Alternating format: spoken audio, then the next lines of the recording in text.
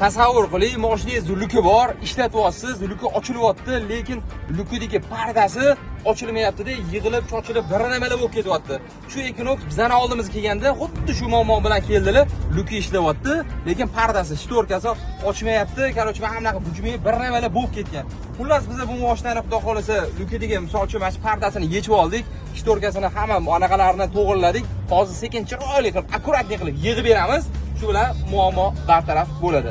Sizni o'zingizda yoki tanish bilishingizda mashinaning lukida muammo bo'lsa, bemalol Elite Auto Tuningga kelib, shu muammoni bartaraf etkazsalar bo'ladi. Shu videoga bitta like bosib, bizani podpiska tashab kuzatish esingizdan chiqmasa, videoni davomida yechish, taqish jarayonlarini sizlarga ulashib boramiz. Salomat bo'ling, bizani kuzatishda davom eting.